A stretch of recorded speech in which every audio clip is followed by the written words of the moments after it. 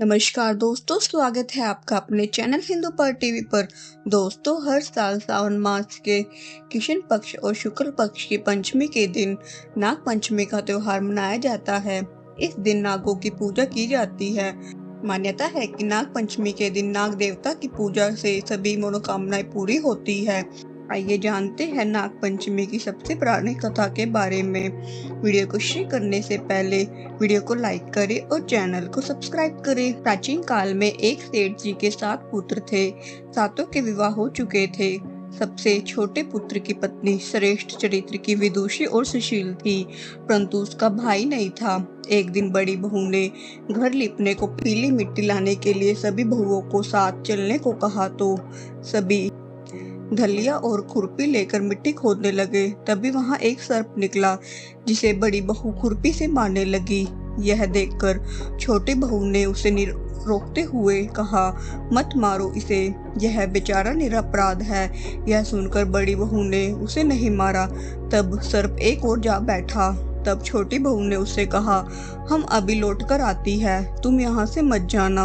यह कहकर वह सबके साथ मिट्टी लेकर घर चली गई और वहाँ काम काज में फंसकर सर्प से जो वायदा किया था उसे भूल गई। उसे दूसरे दिन वह बात याद आई तो सबको साथ लेकर वहां पहुंची और सर्प को उस स्थान पर बैठा देखकर बोली, सर्प भैया नमस्कार। सर्प ने कहा, तू भैया कह चुकी है, इसलिए तुझे छोड़ देता हूँ, नहीं तो झूठी बात कहने के कारण तुझे अभी डस लेता।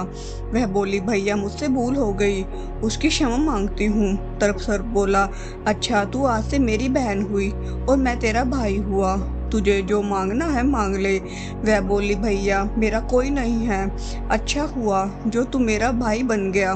कुछ दिन व्यतीत होने पर वह सर्प मनुष्य का रूप धारण करके उसके घर आया और बोला, मेरी बहन को भेज दो। सबने कहा कि इसके तो कोई भाई नहीं था। तो वह बोला, मैं दूर के रिश्ते में इसका भाई हूँ, बचपन में ही बाहर चला गया था। उसके विश्वास दिलाने पर घर के लोगों ने छोटी को उसके साथ भेज दिया। उसने मार्ग में बताया कि मैं वही सर्प हूँ, इसलिए तू डरना नहीं और जहाँ चलने में कठिनाई हो वहाँ मेरी पूंछ पकड़ लेना। उसने कहे अनुसार ही किया और इस प्रकार वह उसके घर पहुँच गई। वहाँ के धन ऐश्वर्य को देखकर वह हैरान हो गई।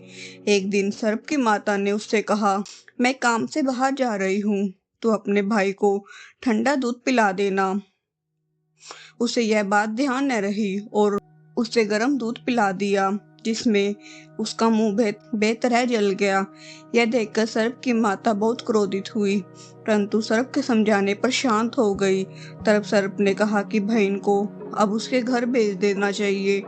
तब सर्प और उसके पिता ने उसे बहुत सा सोना, चांदी, जवाहरात, वस्त्र, भूषण आदि देकर उसके घर पहुंचा दिया। इतना ढेर सारा धन देखकर बड़ी बहू ने ईर्ष्या से कहा, भाई तो बड़ा धनवान है, तुझे तो उससे और भी धन लाना चाहिए। सर्प ने यह वचन सुना तो सब वस्तुएं सोने की लाकर दे दी। यह देखकर बड़ी बहू ने कहा, इन्हें झाड़ने की झाड़ू भी सोने की होनी चाहिए। तब सर्प ने झाड़ू भी सोने की लाकर रख दी। सर्प ने छोटी बहू को हीरो मणियों का एक अद्भुत हार दिया था।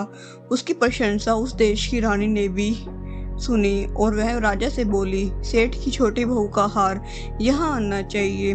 राजा ने मंत्री को हुक्म दिया और उसे वह हार शीघ्र उपस्थित हो। मंत्री ने सेठ जी से जाकर कहा कि महारानी जी छोटी बहू का हार पहनेगी, वह उसे लेकर मुझे दे दो। सेठ जी ने डर के कारण छोटी बहू से हार मंगा कर दे दिया। छोटी बहू को यह बात बहुत बुरी लगी।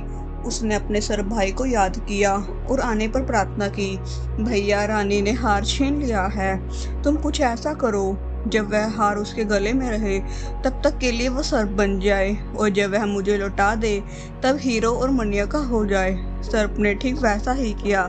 जैसे ही रानी ने हार पहना वैसे ही वह सर्प बन गया। यह देखकर रानी चीख पड़ी और रोने लगी। यह देखकर राजा ने सेठ के पास खबर भिजवा दी कि छोटी बहू को तुरंत भेजो। सेठ जी डर गए। राजा न जाने क्या करेगा। वह स्वयं छोटी बहू को साथ लेकर उपस्थित हुए। राजा ने छोटी बहू से पूछा, तूने क्या जादू किया, मैं तुझे दंड दूंगा। छोटी बहू बोली, राजन रिश्ता क्षमा कीजिए, यह हार ऐसा ही है। मेरे गले में हीरो और मणियों का रहता है और दूसरे के गले में सर्प बन जाता है। यह सुनकर राजा ने वह सर्प बना हार उसे देकर कहा, अभी पहन कर दिखाओ। छोटी बहू ने जैसे ही उसे पहना, वैसे ही हीरो मणियों का हो गया। यह देखकर राजा को उसकी बात का विश्वास हो गया और उसने प्रसन्न होकर उसे बहुत सी मुद्राएं भी पुरस्कार में दी। छोटी वह हार और इन सहित घर लौट आई।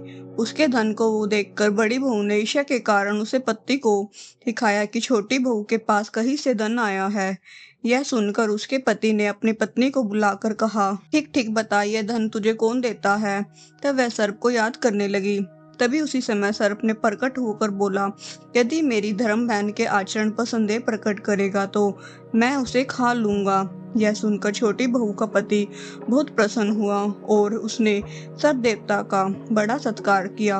उसी दिन से नाग पंचमी का त्योहार मनाया जाता है और स्त्रियां सर्प को भाई मानकर उसकी पूजा करती है।